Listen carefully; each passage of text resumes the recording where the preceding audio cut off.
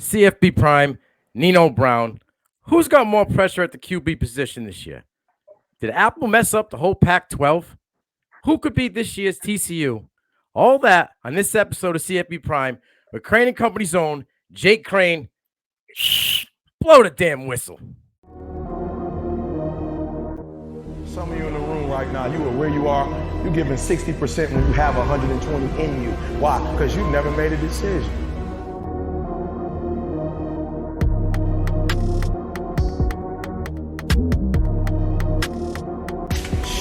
Those of you in this room, you already there. Your problem is this is stuff you don't want to give up to go.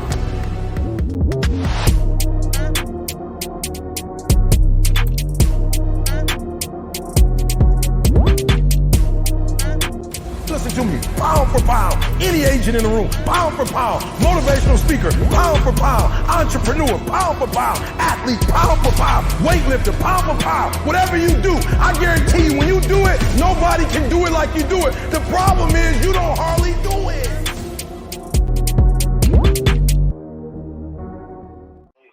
Welcome back to CFB Prime. I'm your host, Nino Brown. And I got a very special guest for this one. We're going to be talking some hot topics. I'm running them through the gauntlet, the rapid fire.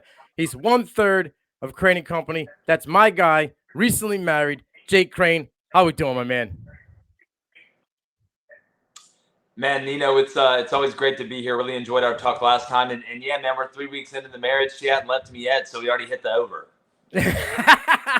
I love it, my guy. I see you're already on a diet, right? A couple weeks into being married. Now you're hitting the weight room on a regime. What's good?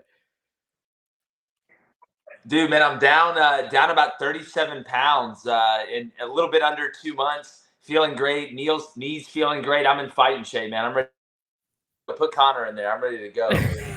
My guy, I love it. I love it. All right, I told you before, I'm going to run you through rapid fire 10 questions. I got one personal question, and then we're going all college football the whole rest of the way. You ready?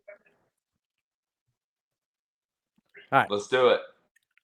How did you get started doing this podcast, talking sports, getting your own show? What's it like working on a daily basis with your brother? Did you ever imagine that something like this you guys would be doing when you were growing up? And how did you link with David Cohn? Man, it's a crazy story, to be honest with you. I still think I'm in a coma. Like, I think I'm going to wake up and they're going to tell me, I got hit by a semi-truck or something on the side of the road while I was recruiting. But no, man, look, I played in college and coached college football for 9 years, 6.5 at the Division I level, and was up in Montana coaching when COVID hit. And they sent us back. I went back because, in the college football world, especially the coaching wise, you don't have a lot of time to spend with your family. So nobody really knew what was going on during COVID. So we went back. That was basically one of the early years of the early signing period. I had most guys signed. I had one kid left out there and was just trying to kill time because they didn't know when we were coming back. I mean, nobody knew anything. So, man, I bought a $50 mic off Sweetwater. I got to give Sweetwater a shout out, and just started kind of messing around with it. And I'm no Steve Jobs. I'm no technological savant. It took every ounce of ability I had to get it on Apple Podcasts and Spotify, and like went into it like I didn't know what was good. You know what I'm saying? Like I knew because in coaching you always measure yourself up to the best, right? Like Nick Saban, like that's the top. Well, I was looking at like Joe Rogan getting like 1 million views a show on YouTube, whatever. I did one and it got like 8,000 views. I'm like, man, I suck. Like, I mean, man, like this not be good. And so I kept getting more and more and more and more. And then all of a sudden, I start getting emails from people who want to sponsor the show. Like, and I'm looking on social media and it's starting like bigger and bigger and bigger. And so I'm sitting here and I'm like, all right, well, they're like, well, how much for a 30-second ad read? I had no idea, man. It's like Wild West when all this started. So I started crunching the numbers and I was like, wait a minute. I was like, really make some money doing this. Like, and I'm not having, and look, I'm as competitive as anybody out there. I love coaching. I still miss the games. But as far as being able to talk about it and, not have to depend on an 18 to 22-year-old to be able to put food on my table, it's totally changed my life. just started. I did it by myself for about 4 months, just audio, and then had some investors from Atlanta reach out to me and put me on video. 5 months after that, Colin Cowherd's people from The Volume reached out, said they want us to be their college football show. So we were like, yeah. Did a 6-month deal with them. After the 6 months, we were renegotiating because it was, we did so well. They wanted us to do a long-term deal. And then all of a sudden, I'm sitting there during renegotiations, and Ben Shapiro DMs me on Twitter and is like, "Hey, man, I've been listening. This is really good. We want a sports show for the Daily Wire. Would you be down to do it?" And it's all sports. And so we were like, "Yeah, let's start talking." And by that time, my brother had already been on the show. I met Cone in Atlanta. He was actually the video producer when I went on video of it. Played quarterback at Michigan, was very knowledgeable. And the craziest story I tell people is, we signed with Cowherd, right? I'm doing the show out of this studio in Buckhead. And we go to the College Football Hall of Fame after we signed with Cowherd, and nobody knew I was bringing Cone and my brother on. It was just me at that point. Oh. So I'll never forget. We're doing the College Football Hall of Fame first show. We live. It was the first ever live show too, and goes great. Blaine's reading the chat like us now. Cone, right. And Blaine does analysis too, but Cone's there, for analysis and helping produce. Like, Cone's talking and doing the camera at the same time. Like, this man's like, he's like the prince of the podcasting game. And get done with them two on and call, from the guy who pays me outside of Cowherd as well. And so I'm like, all right, here we go. This is either going to be good or bad. And he gets on the phone. I'm like, he's like, "Hey, man, I didn't know you were going to bring Blaine and Cone on the show. We should have done that a lot earlier. It was great." Man, it just, from then on, it's been us three. And, man, it's been crazy being able to bring my brother along on this and have the success with him and be able to talk about sports. I mean, again, I love, just like you love what you do. I love what I do, being able to get on here and interact and talk about something I love. And I just happen to know how sausage was made because I made the sausage before. So, we cover all sports. We have live calls Monday, Wednesday, Friday. And, people, look and they're like, "Oh, you're on Daily Wire. It must be super political." Not really. The only political angle we get into, which to me even political, is like men and women's sports. So to me, that's just like common sense. Like, I don't even think that's political. But, at the end of the day, the compliment I get is that, man, y'all remind me of sports shows back when I was growing up, like before all the commercialized the baloney stuff tried to make it divisive. And yeah, that's exactly right. Where ESPN's gone off the wire. We're just talking sports, man, and common sense. And when it does intermingle, I'm gonna tell you what I think. I don't like to be shoved in a corner of, "Oh, I'm on this team, I'm on that team." I'm on team common sense. But when it comes down to it, we talk sports like the way it used to be. And I love the atmosphere and the fan base we've created. The Booster Club, they're unbelievably loyal. They're with us there every day. And, man, it's been magical. We got some huge stuff coming down the pipe, Nino. Huge stuff coming down the pipe that I can't really talk about right now. But people will know about it soon. Well, hey, listen, you sprinkled a little bit. I appreciate you sprinkled. I'm a fan. I'm a fan. I just happened to hop into Discord today so I can get more involved with what you got going on. I'm a fan of you, man. I'm a fan of you. My guy, I appreciate you. I tell everybody, like, I met you at the Senior Bowl in passing, and you and your brother have been nothing but straight up good guys to me and shouting me out. And you don't have to put me out there for nothing. And I appreciate you 100%, my man. Bro, I respect the man. And again, you know what you're talking about. And look, I think we live in a world where so many opinions, you look at some of these other shows, and I'm not going to say any by name. I mean, we don't sit down and say, "All right, I need to have this opinion. You need to have that opinion." Because that, embrace debate. We embrace debate. I need to tell people we embrace debate. But I'm not going to sit here and argue something that I don't believe, because that's how you get caught. Like, that's how some of these guys get caught. "Oh, well, I'm going to take this side of it because you're taking the other side of it." We talk about the subjects.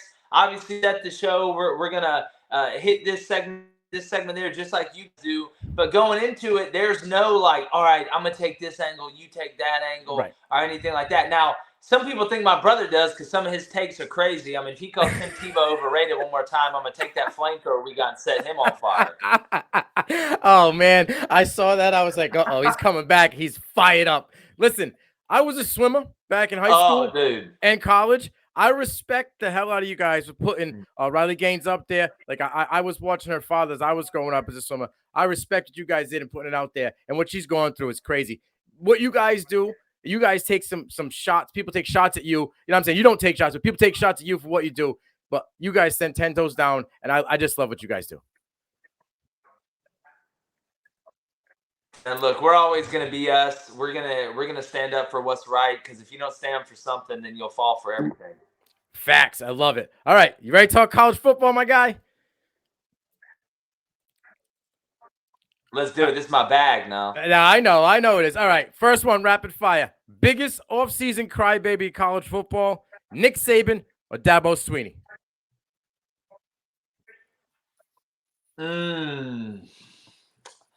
I'm gonna say Dabo. And look, I understand. Like, speaking the political game, if you win the bowl game, it was a very important game. It's a ton of momentum. You lose the bowl game, you know, you make it. It wasn't that big of a deal. We had guys sitting out, and then you look at the NIL situation, and you know, we talked about this with Josh Pate today.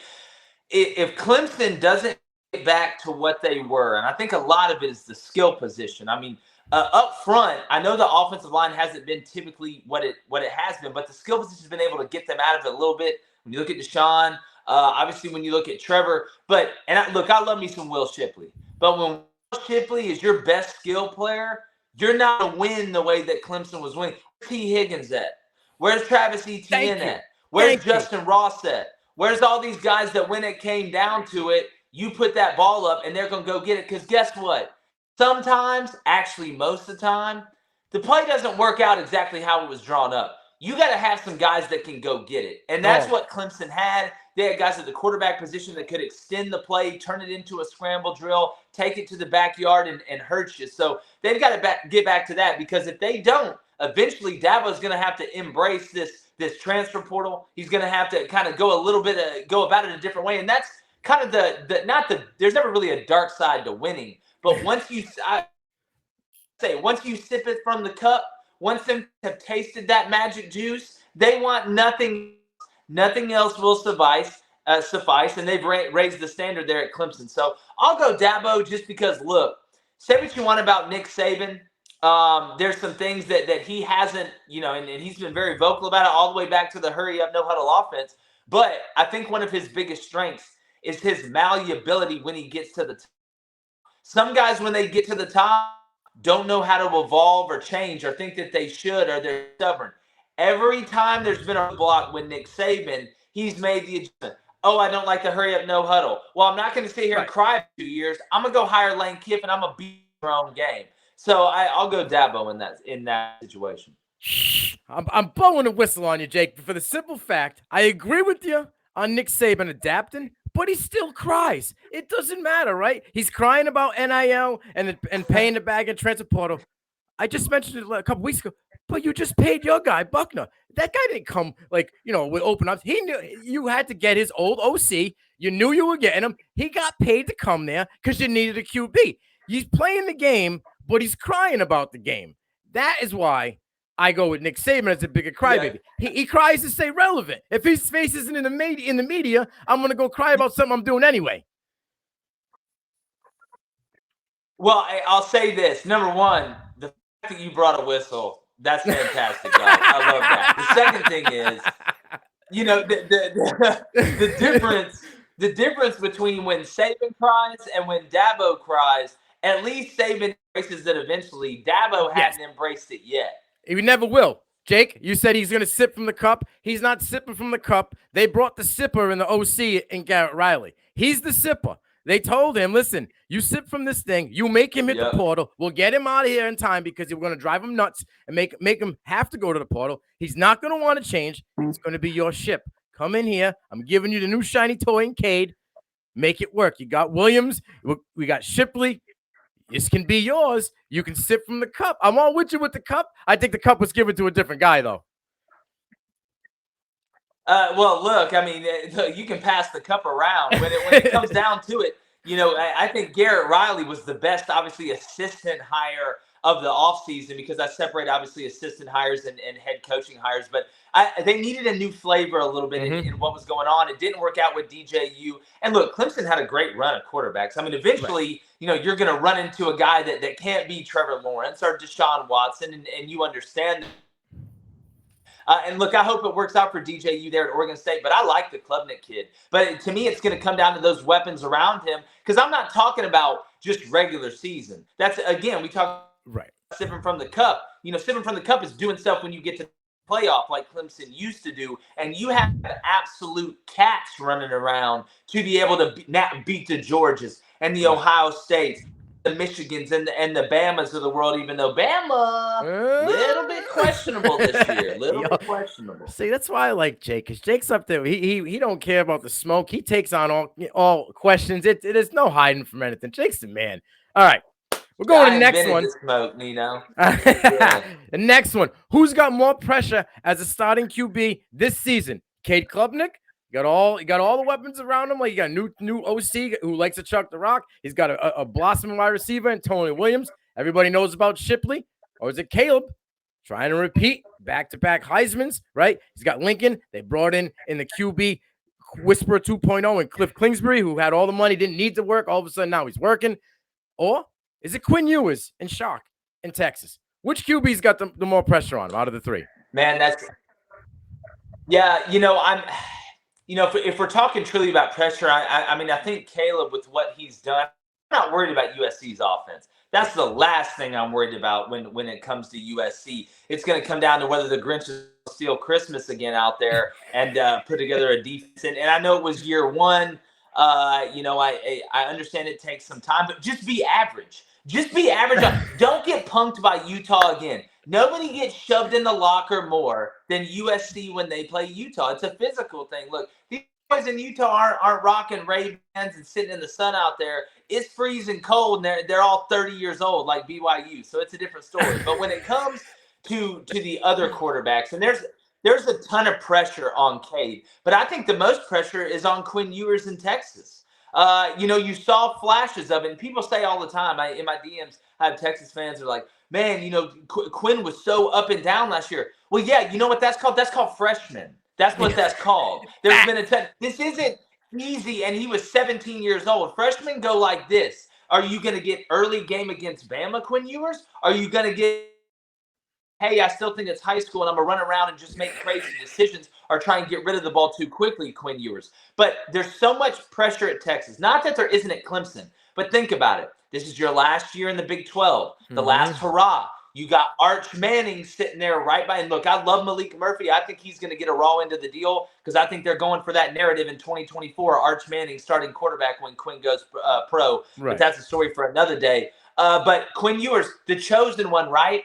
Again, talked about as not that Klubnik wasn't, but Quinn Ewers was put in an air of one of the greatest that could possibly ever do it. He's 17 years old. He's this, he's that. But from everything that I've heard, and look, I said this on my buddy Chris Phillips' show, the Spurs Up show the other day. I don't want to hear about how hard you're working. Okay, we got to stop saying everybody's working hard. My washing machine works hard. My dishwasher works hard. Working hard you never should feel good about a quarterback when the first two things they say about him is he's hardworking and he's tough. Okay, you know what I want my quarterback to be? You already should be hardworking and tough. I want you to make the throws. That's what I want you to make. I want you to throw the check down when you need to. I want you to put us in the right play. I want you to understand the coverage. I don't care if they're just or not. Eventually, they're going to let you know. And you know what I want you to do? I want you to throw the ball away when you need to throw the ball away, and don't run it when you don't need to run it. But this is Texas. They haven't done anything really in a while. You look at, I know they lost Bijan. I know they lost Rashad there at running back, but there's a ton of talent around them. They have a top 3, maybe top 4 offensive line in the country this year. And I think that defense is only going to improve. So I'm going to go Quinn Ewers in Texas in the last hurrah in the Big 12 this year. Listen, I love it. I think Quinn's got all the pressure in the world on him, but I think he's kind of brought it on himself as well. I said last year, I want to plant my flag again. This year, I've been playing it for weeks. I think Texas beats Alabama in week 2. I said it last year, and if he didn't get hurt, they were winning that game. He got hurt, came out. I think you're crazy. And after he came out, it all went, to poo. But I don't know if it's all Quinn's fault or if there's a mismanagement of the kid as well. All right. I mean, how do you show up in games like Alabama and lead them? Go ahead. No, well, I think again when you're it's very rare for a freshman quarterback. I don't care if it's red shirt. I don't care if it's true freshman. Obviously, the red shirt's going to be a little bit of a head. He's going to know what to expect a little bit more. He's been in the system longer. But you're going to get some of the up and down. The thing I think with Quinn Ewers, I think, and look, Sark from a quarterback preparation standpoint is brilliant. Yes. Absolutely brilliant. Just look at the guys he's developed. He understands what they're looking at. He puts them in good positions as a play caller. But I do think he may have asked a little bit too much of Quinn at points last year. And look, as a player, you want that, right? You want the coach to be as confident as possible. I want the whole menu. I just don't want, go to Waffle House. I just don't want to be able to order an omelet. I want everything. I want to be able to get the hash browns covered, smothered, loved, all that other strangled, whatever the hell you can do to them. There's 900 different things you can do to them. But it also, you fall in the trap of, hey, it's a big game. Hey, it's Alabama. Yeah. I got to perform. The goal is this, and I tell fans, hey, we're starting to segment this fall called Stop Thinking Like a Fan. All right, because a lot of people, and look, fan is short for fanatical, but a lot of you got to stop thinking like fans. The goal is not, hey, all right, here's the schedule for 2023. Oh, we got Bama. Obviously, we got Oklahoma. Man, we better play good games. It's not about the other team. Obviously, there's a scouting report. Obviously, you want to do certain schematically two teams may wouldn't do against others. That's obvious. That's built in. But it's a faceless opponent. It's more about you. When you're worried more about yourself and the fundamentals, blocking, tackling, making the right checks, making the right reads, not forcing it, not overdoing it, not trying to do too much, which those three are the same thing. You can say them in a different way. But I don't care if it's Alabama or Alabama State. It's about us. And that's why you hear Nick Saban talk about the process, right? What is the process? The process is everything you do, you're moving forward. But it also is a faceless opponent. The name on the other jersey does not matter nearly as much as the name on your jersey, because the team that is prepared, if you're going to look at even games from a personnel standpoint, or if it's even close, the team that is most prepared is going to win. That's why bulletin board material is so important. We talk about it all the time. Bulletin board material doesn't have a damn thing to do with the game, because guess what? All that trash talk after the first snap, nothing.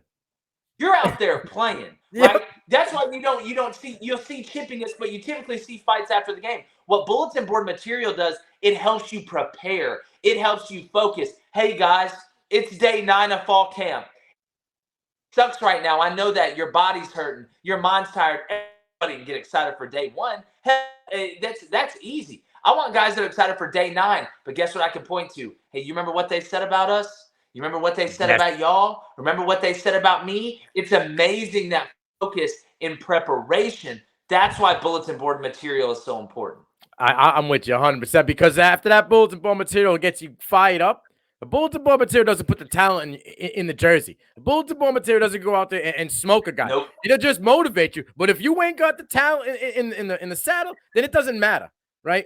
And if you notice, exactly right. Teams that are throwing out the bulletin board material are the teams that are loaded guns, right? You don't look for sure, but you never. And again, look, players win games. Okay, There's been coaches that are geniuses that look like idiots because they don't have good enough players. Yes. There's been a ton of great play calls that ended up in turnovers. And on the other hand, look at Gene Chizik at Auburn. The man got Cam Newton. You'd have thought he was Newt Rock after that year. What happened when Cam left? I'll hang up and listen. Yeah. I'll hang up and listen. But again, if you have that team that's more talented, number one, you don't want to give your own team a reason to think that better than everybody else and hurt you in preparation. But you for sure don't want to give that team that may have talent as well an edge in preparation, workouts, coming together, chemistry, things like that could get them over the hump if they hang around in that game. So it's a two-way street.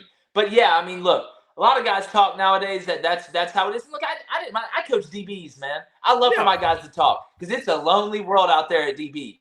Right. But at the end of the day, you got to be smart as a team and as a coach, as a CEO, because you don't want to give any extra ammo. No, football's about being physical, right? Being book smart, but you got to be cerebral. And it's not about seeing the field. DBs are literally like psychiatrists, but they get in your head. Right? They get in receivers' heads and they twist them off their game. They're able to pull them out of what they trained all week for.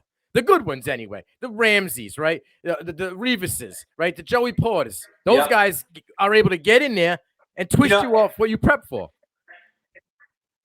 Nino, I used to show my guys tape of Patrick Beverly. Plays a totally different sport. Yeah. But how he plays defense. One of the best at getting in the minds of other players. And look, there's a way to do it. It's not just the boisterous going crazy. Sometimes you're saying things that only you and him can. Yes. Yeah. You're not being crazy or flamboyant or pointing at him. It's just me and you. I don't have to do all this other stuff. It's just you and God. There's nothing but air and opportunity out here, brother. I always go back. Listen, Patrick Beverly, I watch NBA. I'm built with it. You know, MJ's the GOAT for me. I don't care what everybody says about LeBron. He's talented, but he's not the GOAT. But Patrick Beverly may be the only guy in the NBA that skates by on minimal actual talent, right? If you look at his game, he's good defensively. He doesn't really score. But this right here is why he's on teams. The other guy that was like that, all he could do was shoot threes in the NBA, was Lance Stevenson. We all know about the kiss, right? That kiss around the world, got in that dude's head, and that was it. So, yeah, I see exactly. My man, you know where I'm coming from. Those guys, you need guys like that. You need guys like that, for sure. You know, in football, you can't have guys that just have the shit talk. You got to have guys that have the talent because you get smoked real quick in that one. Yeah. All right. You can get embarrassed real quick in this. Yeah, you get pants real quick at the line. You look stupid in front of everybody. 80,000 staring at you. Let's talk about conference. USC, UCLA going to the Big Ten. Oregon, Washington, they're possibly going to the Big Ten. Colorado and Arizona been rumored to the Big 12. How does the Pac-12 survive? SMU and San Diego State are not the answer. Did Apple stupid media deal going straight streaming screw up the whole conference? And is Pac-12 Commissioner George K to blame for the whole volcanic eruption? Look, man, I think there's multiple people to blame. Number one, and look, we sat here a couple years ago and left the Big 12 for dead. So you know, I'm a little bit hesitant when I say that, you know, it's pretty much cooked.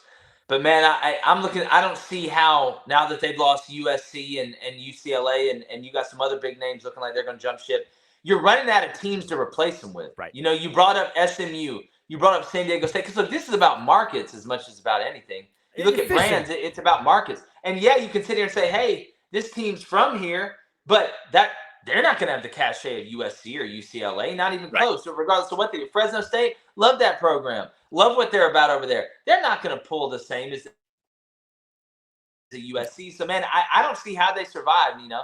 And I'm not saying that it's going to, you know, fold. But, you know, at what point do you have enough group of 5 teams in there that you become group of 5? I mean, I think we're headed for 4 super conferences, you know, and maybe eventually heading for ESPN versus Fox. I don't know if that's what it ends up, but that's kind of the way it's looking right now.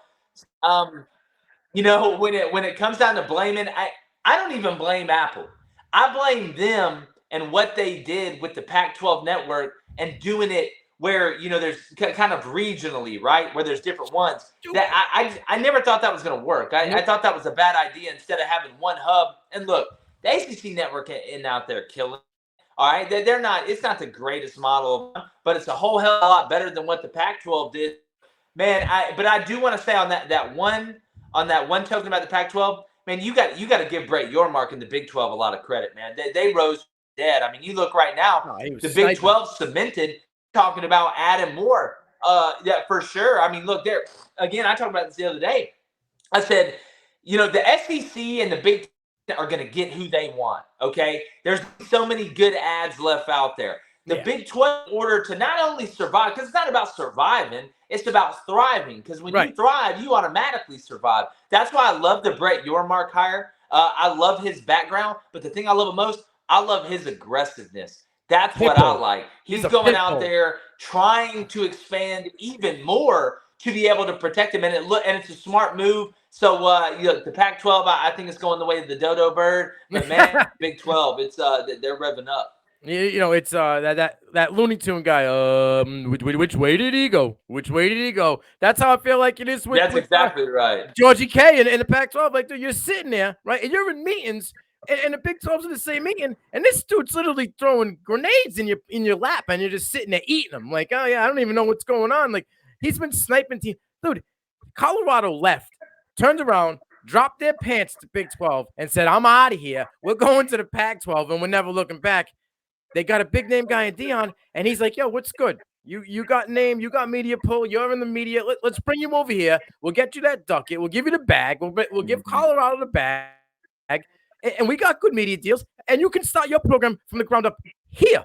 A team that left and told them, "I don't want nothing to do with you guys no more," it's come running back to them. This man is a genius, and he's out there doing it right in front of everybody, and everybody's just watching him drooling. Like, I don't understand. It's crazy. All right.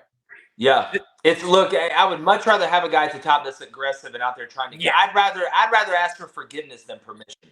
Yeah, 100%. I'd rather have the guy that comes back with, his head in his lap than the guy that's crawling, sulking in the corner saying, "Oh no, I'm sorry. Help me out, come back." Yeah, exactly, right? Get out of here with that. Now, this is going to be a hot one because I am not a fan of this gentleman. And I was a Will Levis guy, that. So, like, when we were talking Will Levis, people say, "Oh, Joey Milton was better." And then I don't want to hear anything about Joey Milton was better than Will Levis. I know because they're compared about the big arm. But I want to know, can Joe Milton be a legitimate Heisman candidate? Because there's people fluffing the pillows right now. Outside of that one game he had against Clemson in the bowl, right, where he went off, he did well. But the week before against Vanderbilt, he stumbled all over his feet and threw up on his shoes. And Vandy's a layup. So what Milton you get? Are you getting the Michigan Joe Milton, or are you going to get, the Citrus Bowl Joe Milton who balled off against Clemson? Talk to me, Jake. Look, I was always a player's coach, man. I'll always root for the players. I hope he does, but to me, Joe Milton is like that pitcher that can throw 100 miles per hour. Man, that fastball's moving, but he has no off speed. And when you get to a certain level, 100, they're hitting it off the scoreboard if I know what's coming. Thank you. So Joe Milton won the job, lost it, right? Won the job at Tennessee, lost it. It's one thing to in garbage time. It's one thing to for a bowl game and ball out when some guys opting out. It's another thing to go through an offseason as the guy, especially replacing a guy in Hendon Hooker that brought Tennessee back. And Tennessee fans, if they're able to continue this run, will look back and say, "Hey, that was the catalyst." He'll be a hero in Knoxville forever for what he was able to do, especially 100%. Against Alabama. But until Joe Milton shows me that he can have touch, I don't care if you can throw it 100 yards. I don't care. I would rather have a guy that doesn't have the strongest arm, but has feel and nuance and has touch and can understand the difference in tempos and passing. That's why you're called a passer, not a thrower. That's why you're called a pitcher, not a thrower. Because if it was about who could, it's like in golf. There's a reason the guys in the long drive contest, their ass ain't on the tour. Facts. Why? Because it's not all about how far and how hard you can hit the ball. So Joe Milton, to me, is one of the biggest question marks in college football. Because if he is able to get right, they have weapons around him, and in that system, he can be really effective. But until I see it, and I don't care whatever they say, "Oh, he looks great. Oh, his body looks great." That's great. That's fantastic. Megan Fox's body looks great. But I'm not putting her out there to be able to throw the lollipop swing or the slip screen against them or the teams you got to beat. So until Joe Milton, and look, Tennessee deserves to be good. They've had some of the most loyal fans who've had to go through basically hell for the last 13 to 15 years. All right. So if anybody, and that Ball and Navy still shows up, Big Orange still shows up. So they deserve it. But life isn't fair, right? And if Joe Milton, and here's another thing, people don't talk about. Guess who the most popular person pretty much on every roster is? It's the backup what? Quarterback. Oh, and my they got guy. a 5-star. They got Nico. a 5-star that they dropped the bag on that people are just itching. So you better play good early. You better play good because if you don't, they're gonna get that hook out like that clown at the Apollo. He's gonna come out there and snatch that hook out, and you're gonna be gone. So I hope Joe figures it out.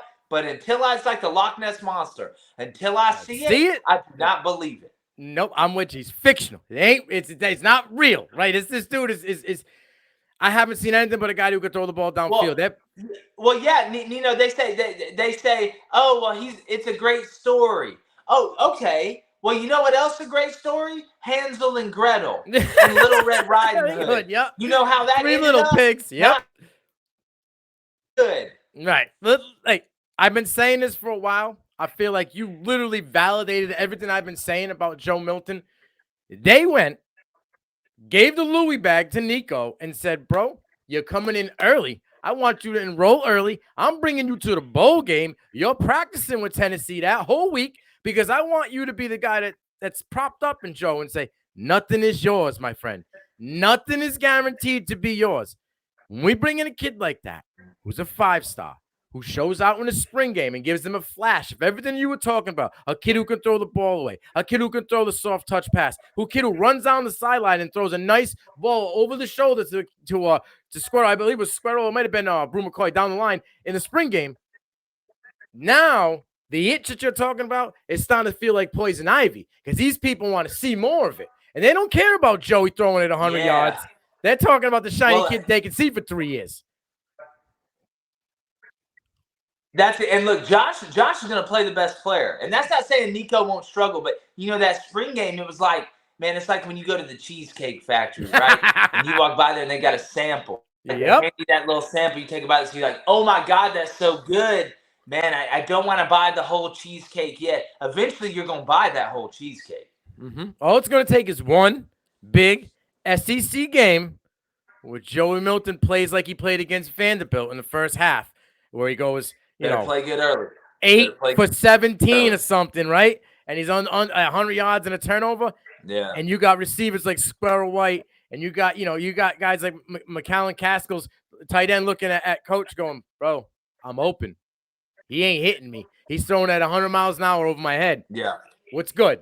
And then right that's to a safety. Story. Yeah. Exactly. All right. I love it. We're on fire. Everything's good. I want to know now, who's this year's TCU? Because I think the Wisconsin Badgers have enough testicular fortitude and talent to be this year's TCU. Yeah, and it's the last year of the divisions in the Big Ten. And if you're going to be in the division of the Big Ten West, that's a good division to be in. I think it's going to be we actually talked about this today with Jeff Pate. We both agree Wisconsin and all we think have a chance to be really big surprises here, kind of sneak up on some people. What I think is fascinating is, we're going from Wisconsin and what you typically know Wisconsin for, 3 yards in a cloud of dust and nothing but behemoths up front, to bring in Longo with that and Tanner Mordecai. I put Fickle there at the helm. And running that style system, man, it's going to be different. That first new system typically hits pretty hard in a new conference because people, while they know what's going on, they haven't called against that guy. It's one thing to sit here and look at tape and say, all right, here's the third and medium. They get in this person in this formation. There's a 65% chance that sticks coming or some sort of route combination that you know is coming.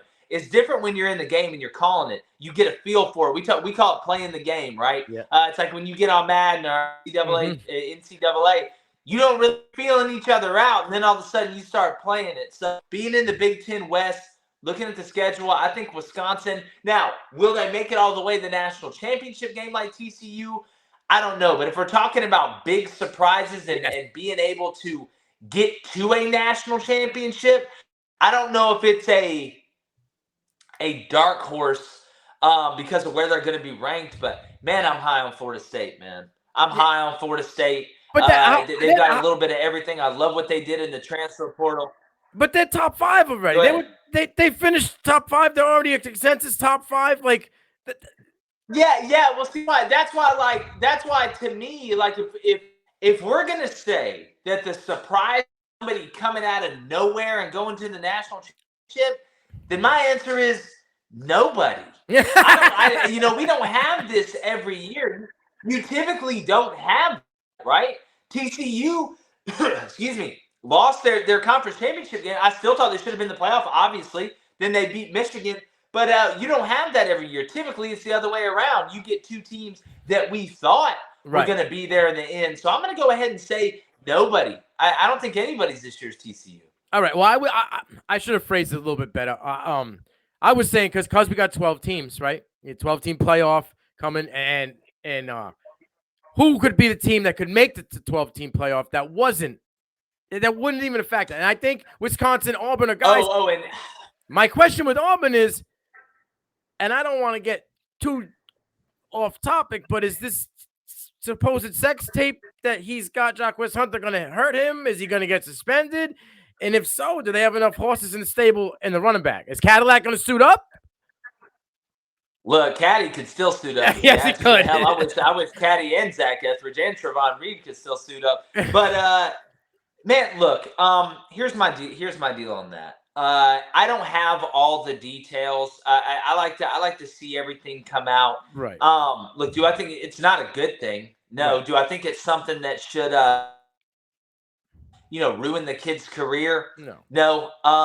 But at the end of the day, I know they're handling it in-house. I believe the university is investigating it. Yeah. But Damari Alston's a good back. They've got a couple other young guys that I'm intrigued to see. When it comes to these type of situations, I do think, and maybe being in it and being around the players, maybe I do have a soft spot for it. But I like to let all the information come out. I think they've done a pretty good job of keeping the house. I don't think this is something going to, make the kid transfer or do something where he's suspended the whole season. Not a good look. Not a smart thing at all. I can tell you that much. I'm not a parent yet, but I can understand both sides of it when you're looking at it. But I don't think that's something that would hold. I think, the lack of pass rush, or at least proven pass rush, is going to hold Auburn back more than that right now. But, I look at Auburn and what Hugh's done, and he's a guy that I was vouching to get the job for 3 years, even before Person was hired. I believe he deserved a second chance. He's a guy that understands how to win in that league. He's won everywhere he's been. And what he's done, people talk about the skill position, and they should. I mean, Auburn's wide receivers haven't been what they needed to be. Now, I don't think they used correctly. I wasn't the biggest fan of certain coaches and the way it went down with Cornelius Williams there at Auburn, and the way that Brian Harsin did things. But I think they got the personnel right on the outside. But the biggest adjustment outside of the quarterback coming in, Peyton Thorne from Michigan State, is the offensive line. Auburn was built on offensive lines that could move the ball even before the Gus Malzahn era. And at the end of the Malzahn era, they weren't able to sign high school offensive tackles. But the guys he's brought in, that he has brought in, I think is going to make a huge difference. Because when it comes down to it, I don't care what system you run. I don't care if it's the triple option. I don't care if it's the air raid. You win this game at the line of scrimmage. The game is won and lost up. If the team was a car, the offensive line would be the engine. So I think Auburn has to sneak up on some people this year. You do get Bama at home. You do get at home. If they're able to split that, and steal one on the road, it's going to be tough against LSU on the road, obviously. I don't think it's out of the realm of possibility that Auburn could win 8-9 games. I don't think that's out of possibility either. I think the Hunter thing hurts, but they do have Batty, right? They brought him from Baylor as a transfer. That kid's got juice. He's quick, so I'm assuming he would be RB1 to start the season. And Thorne, obviously, he's the answer for the future. And they didn't rush. I think they were smart. I think Alabama got nervous not having a guy, having an OC that was tied to Buckner. They went to Buckner, but Peyton Thorne's better in my eyes, and I think they made the right decision with the quarterback because now you got him for multiple years. Yeah, he's more experienced too. Right. Yeah. All right. I like it. Now, let's talk freshman QBs. Who sees the most action out of these top 4 guys? Nico, Jackson Arnold, Arch Manning, Dante Moore, and my curveball, Aiden Childs at Oregon State. Man, I hope DJU can figure it out. But again, until and I know there were some times where he was consistent last year. You look at some of the games with DJU in there, and you're like, wow, man, I'm going to go Nico. I think Nico takes over the job after the third or fourth week. I love all that's on that list. Arch's time, it's not. I think it's next year, even though, man, that Malik Murphy did. I've got kind of a prediction. I think Texas ends up starting Arch Manning in 2020 in the SEC because I think Quinn's going to go pro. Malik Murphy trained Texas A&M or somewhere where he's going to play Texas. It ends up being a stud. But man, yeah, I'm going to go Nico.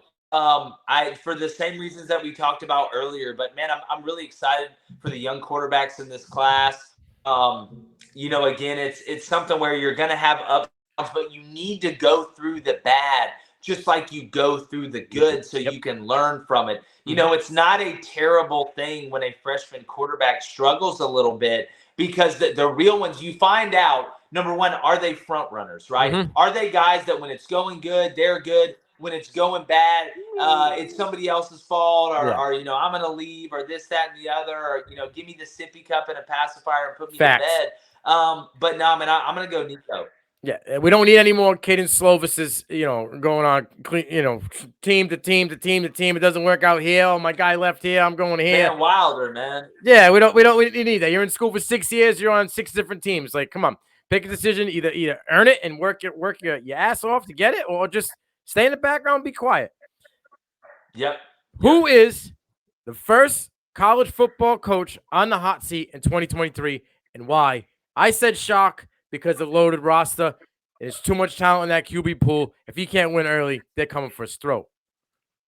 Man, I think it's Drinkwitz at Missouri. And look, I know he got the extension, and again, Drink's a great guy. Really cares about the players, but eventually they got to start winning. So, I'm going to go Drinkowitz. The most popular one is Billy Napier. That's right. The one that everybody kind of points to. I think Florida's a little bit more patient than that.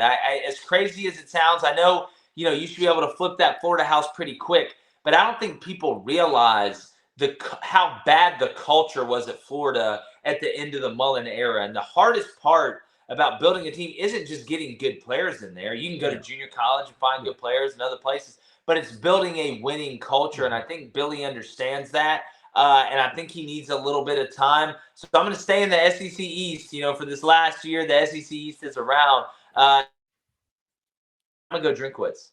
All right. Yeah, I don't know how they were able to keep Luther Burden. I thought when it came portal time, Burden was popping. He was going somewhere else. Imagine seeing him in the Crimson Tide. It would just be absolutely bonkers. If they lost him and Dominic Lovett, then you could have wrapped it and put it under the tree. Yeah, that's what I'm saying. Like, he needs to do something. And the talent pool is kind of like, a little shallow over there for what is in the SEC East. He's going to have some competition, and he wants to talk. He's out there throwing his name around with Saban in this whole NIL deal. It's like, buddy, Saban can say whatever he wants because he's winning. Every year he's top 5, right? Yeah, look, Nick Saban could lose every game this year and say whatever he wants. Like, right. At that point, the stats is already built, dog. Yeah, Eli needs to look in the side view mirror and realize that the objects in the mirror are closer than they appear. Like, the axe for your neck is a lot closer than you think it is. Yeah, man, that Auburn game, the way they lost that was so brutal, dog. Yeah. That one, that was bad. That was bad. Typically, fat kickers don't miss that. It's like, you can't do that to me, my man. It's like in baseball. Fat kids can hit. Like, fat kids can kick, too. Yeah. It's a weird. It is. Listen, I went to like 4 spring games this year, and there was one heavy kicker on almost every squad. BC got 2 of them, and they were laying it out there, big boy kicks. So I'm with you. Banging it. Hey, you remember Penn State that would run down there and try and tackle people? All of a sudden, they just dialed him up a couple times. Boy, that stopped pretty quick, didn't it? Yeah. Listen, you ain't going that big boy. Not happening. Give me Jake Crane's preseason 12-team college football playoff. Oh, man. I know it's early. I'll go early here. This isn't cemented. I'll make my final prediction after. I like to wait a couple weeks through fall camp. I want to see who wins what job and who gets hurt. I would say right now, though, 12-team playoff, give me Georgia, give me Ohio State, give me Michigan, give me Florida State, give me Bama, give me USC, give me Oregon, give me Utah, give me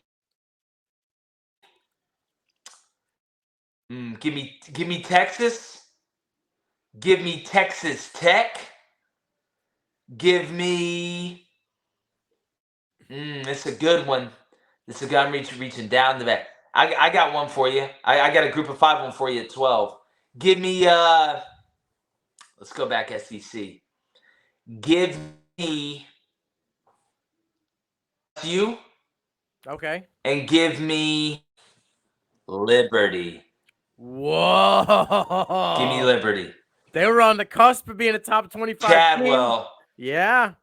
Okay. Sneaky. Jamie Chadwell. Man, Tulane's interesting too, but they just lost so much, man. God, they lost so much. Yeah, they lost Tajay, they lost Dorian Williams, they lost Nicholas Anderson at the linebacker position, but they got Pruitt, right? Michael Pruitt's a dude. They have a young kid at the running back. They're saying he's got sauce, he's got a little spice like Tajay did. They lost Watts though at the receiver position. They got a lot of holes to fill. I'm with you. Tulane, I think be in this top 25 at the bottom, but if they pull it all together, maybe they can make a run. I like Liberty there. That was a surprise. I was not expecting Liberty in the playoff. Yeah, I would say Liberty or another Big Ten team sneaks in there. That's what I'd say. Liberty or another Big Ten team. I'm gonna stay true to my Wisconsin sneaking in there at the end there. But I don't think that's crazy, man. I don't think that's crazy. If they were to just lose one game during the regular season and maybe drop the conference championship to Michigan or Ohio State, I think they'd sneak in there with 2. Just think about this kid was 17, 18 years old, toting the rock 200 times, Braylon Allen, right? When everybody knew in a loaded box, they're just running the ball because Graham stinks and he can't throw the ball, so they're just going to run and run and run, and this kid was still doing it. Now you're spreading the field, and in offense, but Phil Longo for the last 5 years has produced 1,000-yard receivers. A.J. Brown, Elijah Moore, Josh Down. He just puts them out there, and you had Graham Mertz at quarterback who couldn't throw a fit in the 4th grade class. Couldn't fight his way out of a paper bag, dude. I'm telling you, the Tanner Mordecai kid could do it. 7,000 yards, 70 touchdowns in 2 seasons, right? He's got that juice. He's not afraid. Oh, boy's running too. Yeah. Oh, boy's running. You got Chimmy Dickey at the alpha position, and all of a sudden it took him 2 years, but CJ Williams has emerged as an alpha. They're saying in spring, and that's on the other side of the wide receiver position. So like they got pieces in play. You want to spread this out and let Allen run free? Poof. And I'm not worried about a defense with Luke Fickell as the head coach. We see what they did at Cincinnati, right? Ivan Pace Jr. became a dog under Luke Fickell. Yeah, shoot, Sauce Gardner. Look, the man knows how to recruit too and evaluate. That's a big deal. 100%. So I'm with you. I love the Liberty pick, but I got to run with my Wisconsin badges on this one. This is the last one. This is a spicy one. We've kind of gone back and forth over this the last couple months. When we dropped it, you dropped it. We've gone back and forth. Is there a culture problem at Georgia and Alabama? And I'm not just talking college football. I'm saying all of the culture there. And with the culture going on in Alabama, how long does Nick Saban got left? I'm going to say no, okay? Because it's to you which don't school? Have that type of success, right? It's hard to have that type of team loyalty and success with bad people. And look, Georgia had guys getting arrested way before Kirby Smart got there. This isn't something new at Georgia, and it's around the country. It's just at the bigger places, you hear about it more, right? It's in the paper. Where some places they don't care enough about football for it to even make the paper. If you get a jaywalking citation at Georgia, it's going to be in the New York Times the next day, and we're all going to be talking about it. So, is it perfect? No culture is perfect. But I look at all the good that the culture has done there at Georgia. How many lives have been changed because they got put into a place that does have structure, right? That how many socioeconomic backgrounds have been changed? How many family generations have been changed? So, it'd be one thing if you're losing and you had guys getting trouble. And I'm not saying winning trumps getting in trouble, but there's good that is happening from it. Obviously, there's just as much good, if not more, than bad. So when it comes to Alabama and some of the struggles they've had, I don't obviously put stuff that's happened in others. So I don't put the baseball coach getting caught in a betting scandal on Nick Saban. I don't put the situation with the basketball team on Nick Saban. Now, they've had guys get arrested and stuff like that. You had the Jermaine Burton thing last year against Tennessee, but I think there's just been a lot more good than bad that has come out of the cultures that have been built there. And look, man, I mean, people do stupid stuff every day. Like you look at the Tony Mitchell situation at Bama, a lot of people are like, hey, man, if he wasn't a big-time football player, he would have never gotten a second chance. Well, yeah, thank God for that culture at Alabama, because I'm rooting for guys to turn it around. Right. I hope he turns it around. I hope he realizes. I hope that when he goes and speaks at these places, maybe it'll stop 2 or 3 of those guys from making that same decision. But people just, and again, it's fans, and I get it. Fans short for fanatical. If you're not a fan of Alabama, you're going to say, oh, this is the worst thing ever. If you're a fan of Bama, you're going to say, oh, he needs to have a second chance. I'm from Auburn, man. I'm not. My father was an all-SEC middle linebacker at Auburn. I'm not an Alabama fan, but I'm a people fan, and I hope that Tony Mitchell can turn it around. And I think a lot of good has come out of the cultures at Georgia and Alabama, as well as some bad. Yeah, listen, I'm with you. It just when the dominoes continue to fall, and it is, I say guys like us because we're involved when it comes to the media because we're part of social media. Guys like us in our field who are just there for the clicks, right? And they're just going to put the stuff out there that's going to draw clicks. Okay, so they won back-to-back natties. Anything Georgia is going to get me clicks. They're going to put it out there. But the dominoes kept falling. You had Stetson Bennett. He got arrested, right, for the jaywalking, whatever it was. He was drunk. Public intoxication is what it was, right? He got speared by the police officer. You had Jalen Carter, the whole rigmarole going on. Then you had him getting taken away at the combine, And you had Rod Davis with his girlfriend in the dorm. It just doesn't seem very appealing. But that's all. Yeah. And look, I'm going to say this though about Jalen Carter and Stetson Bennett. Like, y'all are done. Like, I'm not responsible for you. Like, so Stetson Bennett's 40 years old and gets arrested. That's not Kirby Smart's fault. You're out of here. Like, you're out now. You're $1 million richer, man. Right. You just got drafted, overall to the Eagles? Like, again, it's like kids, right? You're always responsible for them. Eventually, you're 28 years old. You're responsible for yourself. You're 24 years old. So, like, it's grown-ass man. That happens while they're there. That's like saying, oh, well, USC is responsible for O.J. Simpson doing all that stuff. No, he's not. I'm not comparing murder. No, I get allegedly to Stetson Bennett. But like at some point, like you're gone now. Like I can't. I'm not responsible for you anymore. Right. No, I'm with you. I get you. And just as I try to let it go, and then you hear that he didn't graduate, it just keeps drawing me back in. It's just like everything. Okay, there's a kid, things happen, and it always just seems to be this little like needle in the haystack that just constantly fall. I should say the last 2 years, not constantly, but the last 2 years, they find them.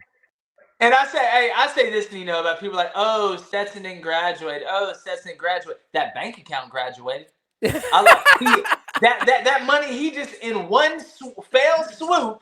He just made more money than a lot of people that graduated gonna make in 15, 20, 30 years. So like I always say, listen, it's like, oh, I'm a junior in college. Hey, I just won the lottery. You know what I'm saying? You think I'm going back to school? What did the water boy's mama say? Go back to school? No. Then hell no. I'm out. Yeah, I'm being Turks and Caicos eating cheese, eggs, and potatoes, my man. Yeah, I get that, man. I'm in Turks and Caicos. I'm talking like the coach. You can't even understand anything. You know what I mean? My mom told me not to get a tattoo of Roy Orbison. Football's for the devil. You know That's exactly. Hope you lose all your fancy foosball. What did he say? What did she say when he came home with the black eye? She's like, hey, they catch that gorilla that escaped from the zoo and punched you in the eye. Oh, man, one of the greatest movies ever. Jake, I hope I didn't take up too much of your time. I know we went over a half hour and stuff, but we got going. It was good topics. I appreciate you as always. Before I let you go on CFB Prime, tell the people where they can find you, what you got coming up. Yeah, man. Look, we can stay on here and talk about this forever, man. The Nuggets are probably winning anyway. It don't matter. But you can find us. We're Crain and Company. We do a live show every weekday from 7:30 a.m. to 9 a.m. Eastern time, 6:30 to 8 a.m. Central. But I mean, it's on YouTube. Forever. You go to the Daily Wire. Go to the Daily Wire Plus. You can check us out. We're always dropping content about all sports. We have a live chat. We take live calls. So yeah, man, just go to YouTube. Crain and Company, and check us out on Twitter. I'm Jake Crain _ that's Crain _ and we have a good time. Listen, I respect the shit out of everybody on that show. This is my guy. You too, bro. Till the wheels fall off, my man. I appreciate you. It's CFB Prime. Shh, blow the damn whistle. We out.